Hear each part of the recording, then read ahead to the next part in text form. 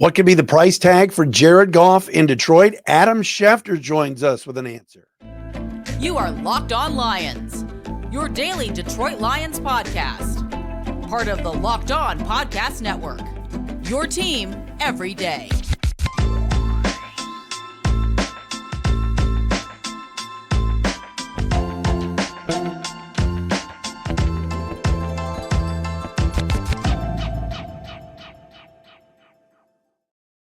And what's good, everybody? Matt Derry with you on this Eclipse Monday, April the 8th, and a Tuesday, April 9th. It's Locked On Lions right here.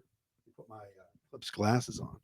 Right here on the Locked On Podcast Network, your team every day. I can't see anything, but welcome in, everybody. Hope everybody had a good weekend as we're closing in on the NFL draft being right here in Detroit in less than 2.5 weeks. This is crazy. ESPN NFL insider Adam Schefter is going to join us today. We are excited about having Adam on the show. Going to talk all things Lions and get Adam's take on just about everything from the draft to where the Lions sit, to the Packers, to the over-under number of 10.5. All of that today right here on Locked On Lions. Thanks for making us your first listen and checking us out wherever you get your podcast right here.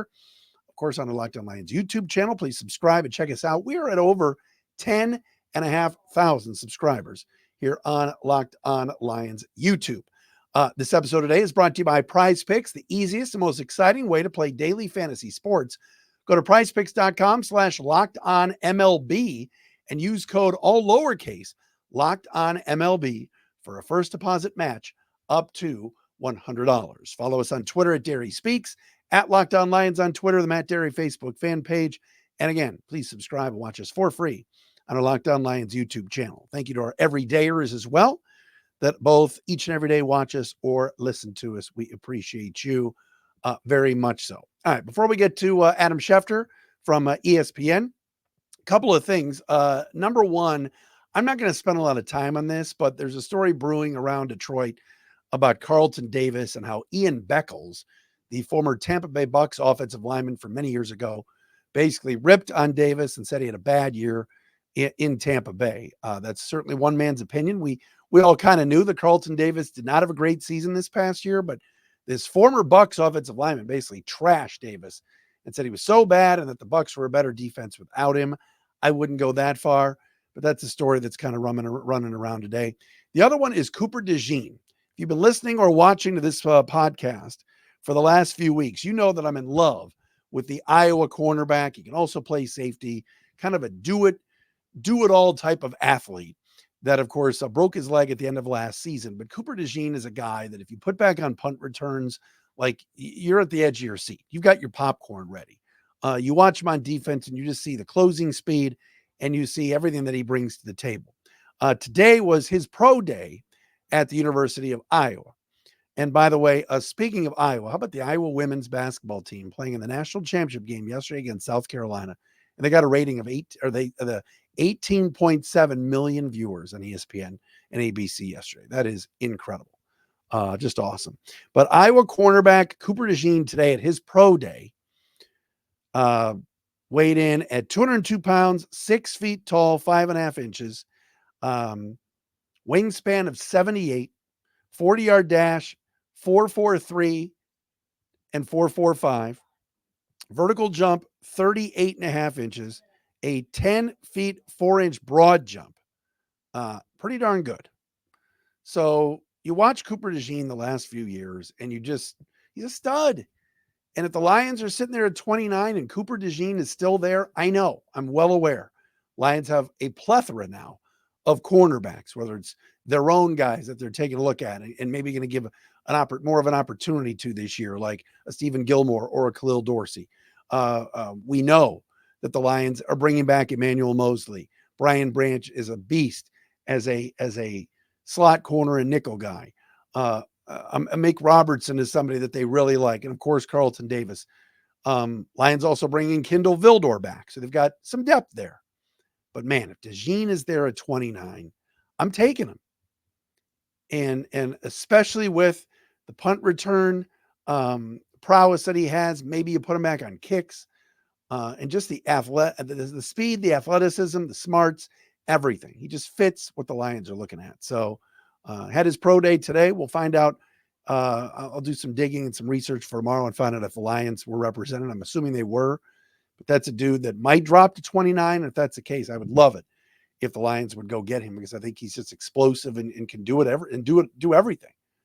There were some times this year that Iowa had him flanked out as a wide receiver. So I would love to see Cooper Dejean in Detroit. All right, what are the Lions going to do at 29? What if there's a receiver there? Different sort of time for us here in Detroit that we're drafting that late in the first round. We're going to talk about all of that with Adam Schefter coming up next right here on Locked On Lions. And we're excited to have Schefty on the program coming up next. But first, we got to tell you about our friends at PrizePicks. You know PrizePicks. It's America's #1 fantasy sports app.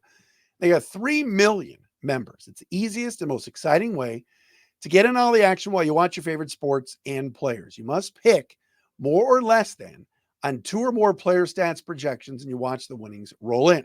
Spring training's done. We got Major League Baseball in full force right now. Don't miss your chance to add your favorite players from a diamond in your PrizePicks entries, whatever it is, whether it's strikeouts, RBIs, or first inning runs. Take your pick of more or less than and add them to your PrizePicks entry today.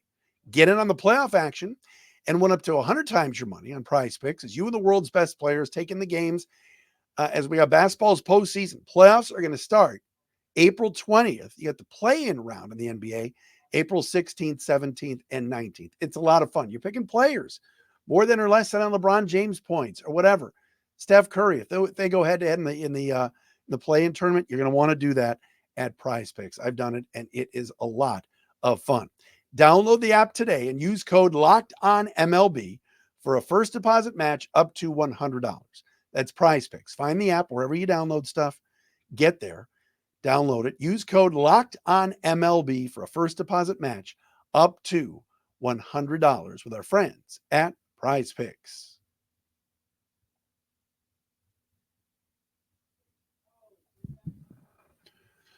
And as promised here on Locked On Lions on this Monday edition, Adam Schefter is with us from ESPN. Of course, the great NFL insider, giving us a couple minutes here as we get ready for the draft in a few weeks. And Adam, of course, will be here in Detroit. Good to see you, my friend. Hello, Matt. How you doing today? I'm doing well. How about you? Doing great. Excited to get to Detroit. Yeah, give me the schedule. Like what, how many days do early do you get in? Are you having dinner with Rod Wood? What's going on? Rod invites me to dinner. I'll have dinner with Rod Wood if he's going to invite me. Yeah. It's actually Field Yates' birthday on Tuesday night. So wow. The plan is to go out for Field Yates' birthday on Tuesday night. Rod is invited to join us if he'd like, if he's free. You could tell him. And yeah, anybody from the Lions is invited to join us that particular night. I think they'll be busy prepping for the draft, but we'll get in Tuesday. Draft, obviously. Wednesday, there'll be some shows, I'm sure, on ESPN. Thursday, Friday, Saturday, the draft itself, rounds 1 through 7, and go back home after that and start the offseason. That to me is always like the last day of finals in college, the final day of the draft, and you get a couple of months off after that to kind of decompress and recharge and rejuvenate for the next season. You, of course, are a Michigan alum. How often do you get back here? Well, I love to get back there often. It's hard. Flight schedules are unreliable. Travel delays are difficult. To go to a Michigan football game in season is hard because we have Sunday countdown in Bristol on Sunday morning. So, to go to a football game, you need the flight to leave on time, or you need it to be an early game. It gets to be challenging. But look, Michigan runs through my soul. I'm grateful to the place. It always will hold a special spot in my heart. And happy and excited to be coming back for the draft now.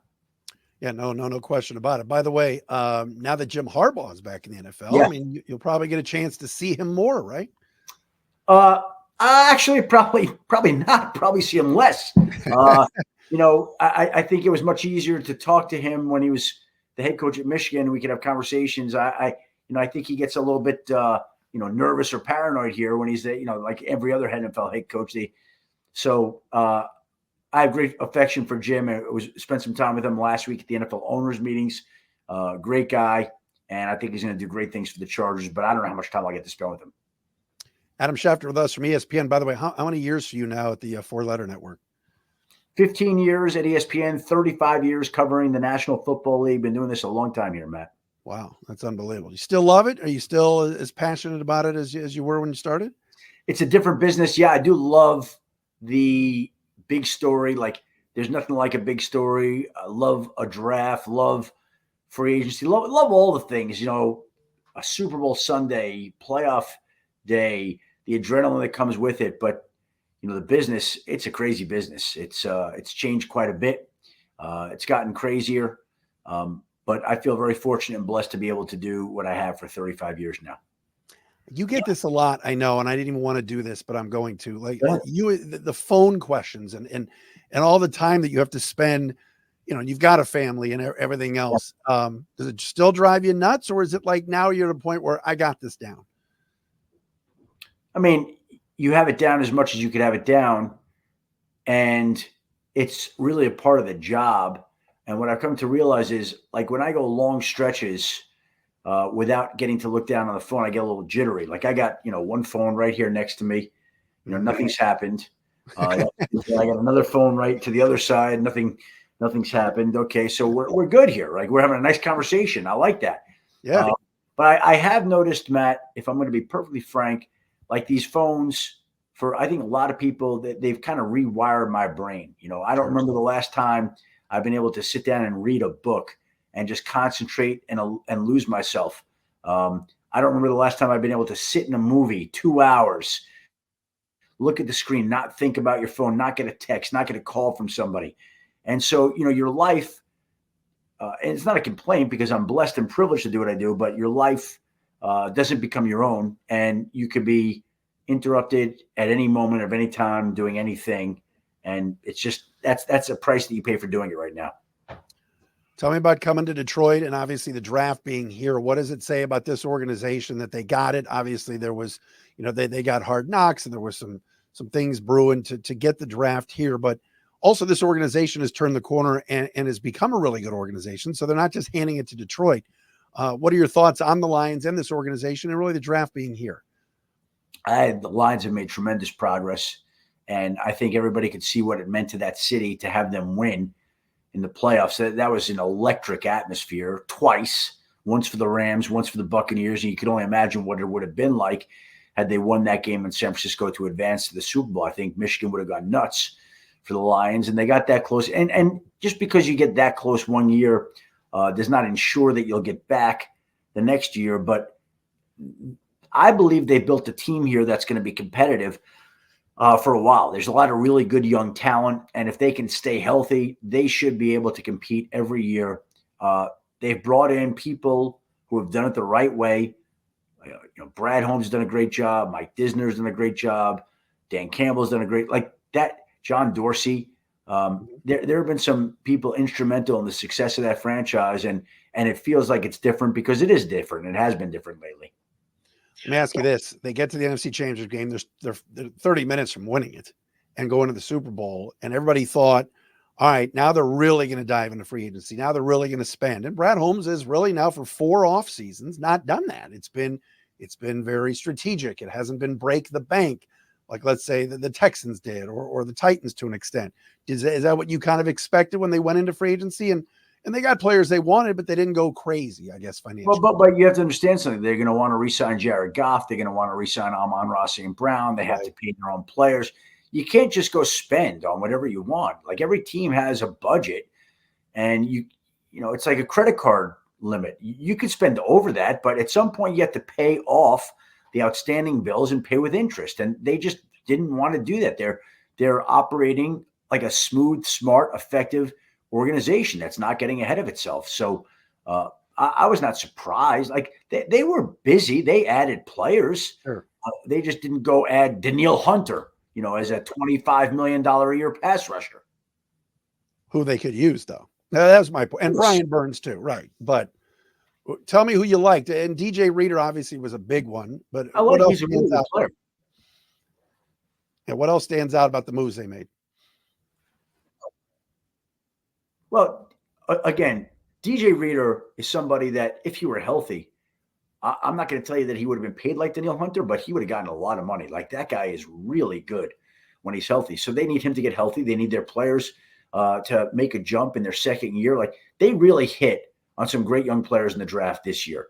And so this is a team that needs to find more help in the draft and has shown that it's effective in doing that. And if they could have a draft that's anywhere like the one they had last year, watch out, because then this team is really going to be loaded.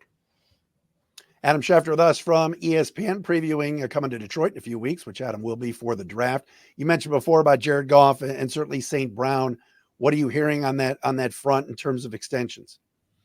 Well, to me, I think it'd be better off to do all these extensions sooner rather than later, right? Because there's going to be some big quarterback deals that get done at some point this summer. Tua Tagovailoa, Jordan Love. Once those deals get done, the number on Jared Goff, I would imagine, will only go up. And it's similar for the wide receiver, Amon-Ra St. Brown, who has proven himself to be one of the best young wide receivers in the game. Jamar Chase wants a new deal. T. Higgins wants a new deal. Jalen Waddle wants a new deal. C.D. Lamb wants a new deal. A lot of wide receivers want new deals. So, you could act now or you could wait. And I would imagine that the agents of these players perhaps might want to wait, because the longer they wait, the more the price is going to go up. If you're the Lions, to me, you act sooner because the price is going to go up. So there's a dance in there that they're doing, and I'm sure they'll figure out a way to get these deals done at some point in time this offseason. If you had to guess, I mean, obviously you're not an NFL GM, but you're certainly talking to them and people around the league. I mean, is Goff's number going to be $50 million a year? Great question. That's what we're going to see, right? Like, I would imagine that Jared Goff's people think that it should absolutely start with a 5, and I'm sure the Lions might argue it should start with a 4. Right? So where does it come in? And we're going to find out ultimately where that ends up. And I'm going to guess that both sides have to give in a little.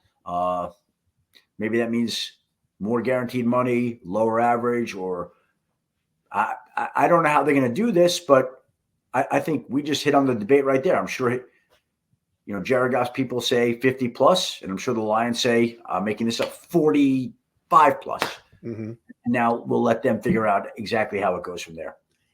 Adam, is his story told enough right now with how he's come to Detroit and everyone went, well, he's just going to be the bridge quarterback. Stafford was the main story. What he's done here has been pretty damn remarkable, right? Yeah, he's played like a number 1 overall pick. And again, you can't have the type of success that team has had without your quarterback playing exceptionally well, which he has done. He has proven to be the type of player that the Rams thought they were getting when they drafted him in the first round with the first overall pick in 2016. And at one point, yes, they threw him in that Matthew Stafford trade. He was a giveaway player. He was a bridge player. He's whatever you want to call it. But I don't think the Rams were counting on him anymore. And I think the Lions were taking a flyer on him, despite the fact that Brad Holmes knew him from his time in LA. So he felt like, okay, let's give this guy a shot. Did he know that he was going to play this well? I don't know. Maybe he did. Maybe this is what he expected all along. I think they thought he would be good, but it's hard to imagine that they thought he would be this good. He's been exceptional so far. More with Adam Schefter coming up next, including talking a little bit about a cause that he is very passionate about. We'll do that coming up next here on Locked On Lions.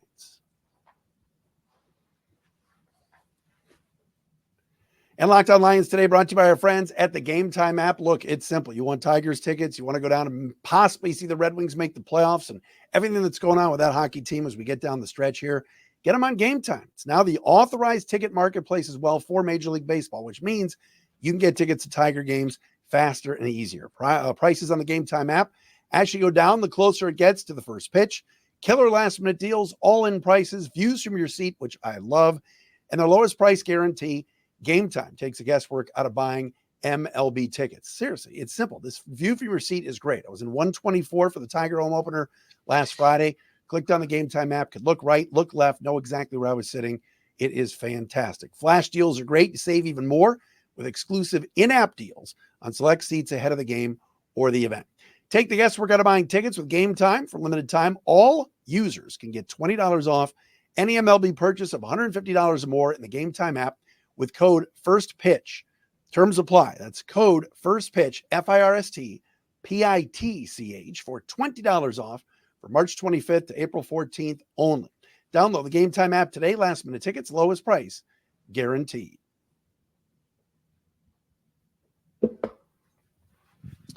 The man, Adam Schefter, with us from ESPN. You see him all over every platform. Of course, follow him on Twitter at Adam Schefter.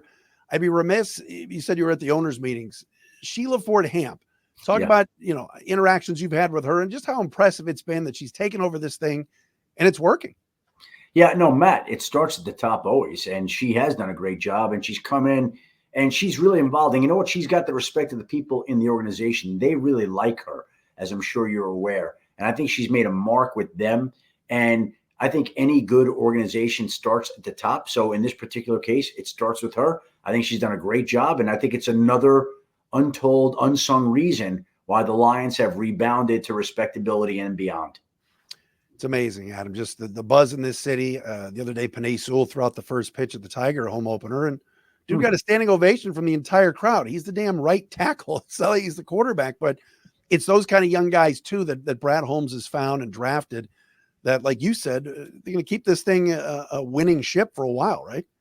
Should be. Again, if they stay healthy, there's no reason they can't. Need Jared Goff to play at that level, but if he does and these young players take the next step, yeah, this team is built to win some games.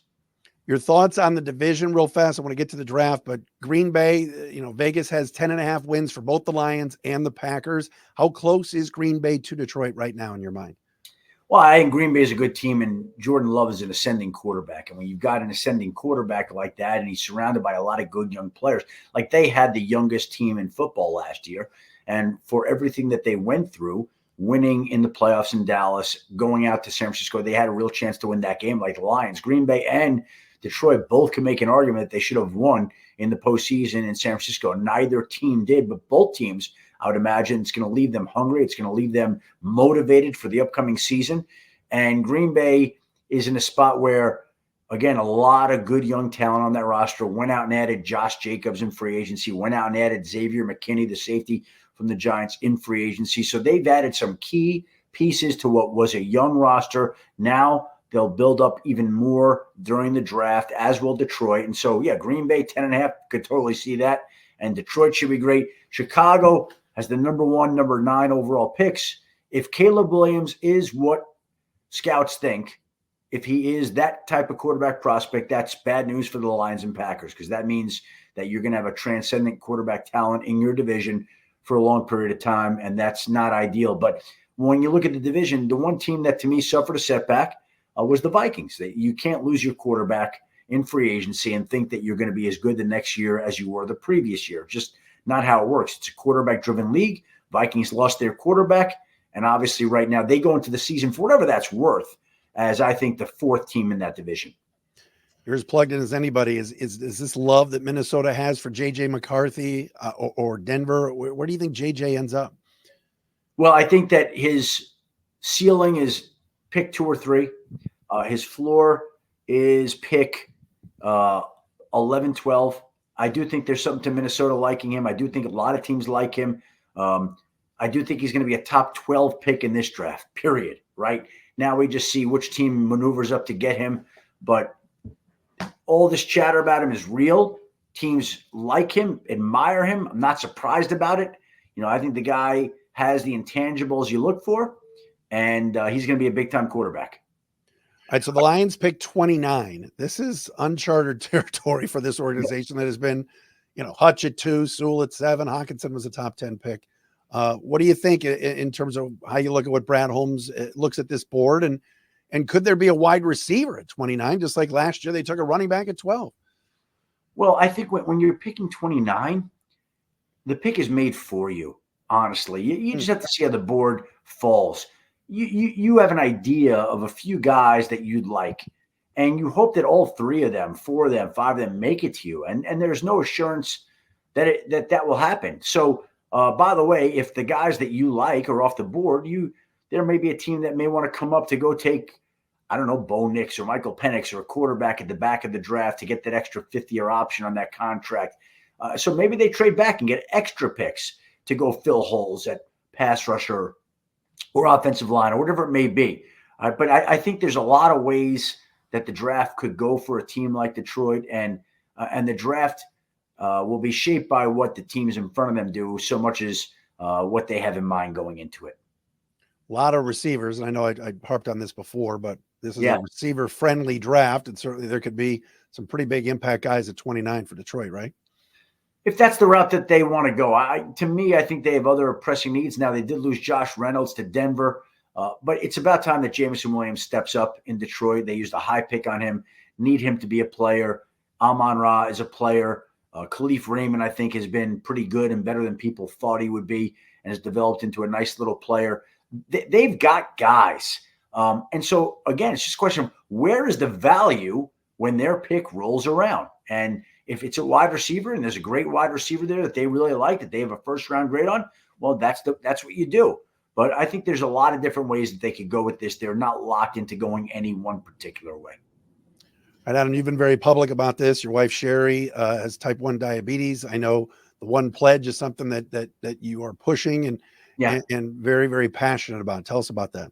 Yeah, as you mentioned, my wife is a type 1 diabetic. So I get to see everything that she goes through. You never stop thinking about it. She deals with this disease on a day in and day out basis. So it's important for me to partner with Sanofi to get people to go visit their doctor, to tell them that they want to be screened for type 1 diabetes. We want their doctor to order a blood test that can detect type 1 diabetes.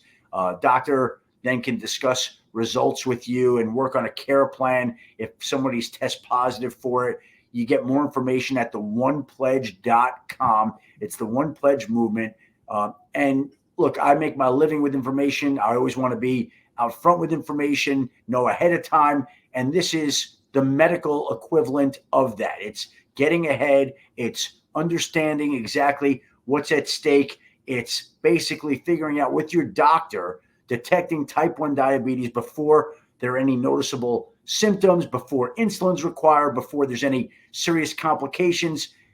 Why not screen early and not wait and get ahead of the game? And that's what the whole idea of the One Pledge movement is, with more information at theonepledge.com.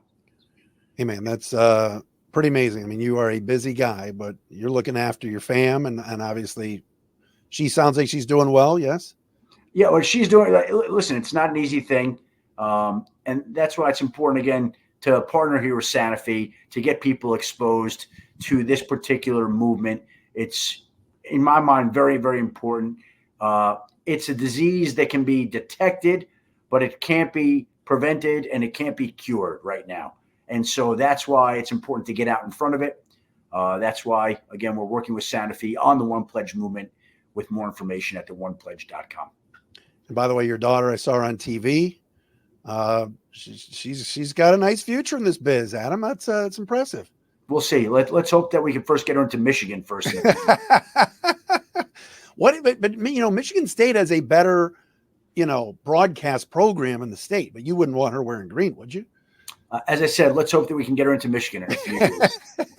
As a Syracuse alum, she can go to SU, and I know you know thousands of Syracuse people, so that wouldn't be bad either. Yeah, but she's been, she's grown up on the maize and blue, and if we can keep it that way, Matt, we'd like to do it that way. Adam, a real honor, man. Thanks so much for coming on and doing this, and we'll see you in a couple weeks here in town. Thanks for having me today, Matt. Appreciate it, and have a great day. You got it. There he is, Adam Schefter, with us right here on Locked On Lions on a Monday.